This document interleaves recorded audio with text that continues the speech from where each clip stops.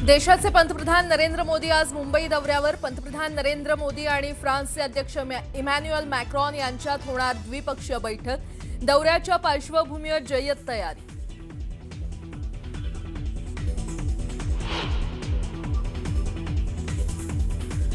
पंतप्रधान मोदींची India AI impact summit मधील जिओ एआय पॅव्हेलियनला भेट। आकाश अंबानी यांनी जिओची एआय इकोसिस्टम आणि भविष्यातील तंत्रज्ञानाचं केलं सादरीकरण।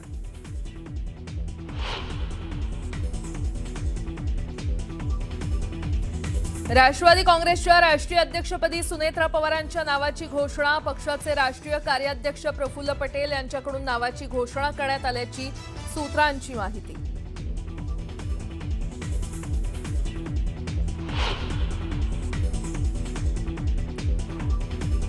अजित पवार यांच्या निधनानंतर मंत्रालयातील अधिकाऱ्यांकडून घाईघाईनं 75 शाळांना अल्पसंख्याक दर्जाची खिरापत। उपमुख्यमंत्री सुनेत्रा पवारांनी दिले चौकशीचे आदेश।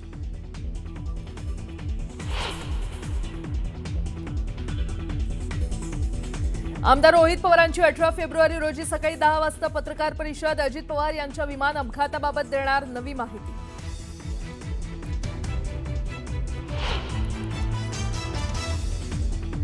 मुंबई महापालिकेच्या विरोधी पक्षनेतेपदी किशोरी पेडणेकर। शिवसेना उभाठला विरोधी पक्षनेतेपद, मात्र पेडणेकरांना कोणत्याच समितीत स्थान नाही।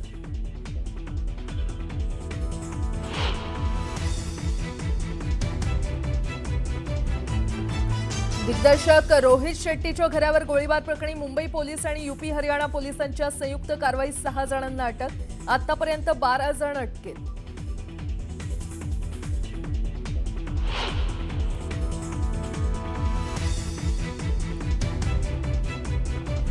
आणि राजस्थानात अवैधपणे बनवल्या जाणाऱ्या फटाक्यांच्या कारखान्यात स्फोट, 8 जणांचा मृत्यू।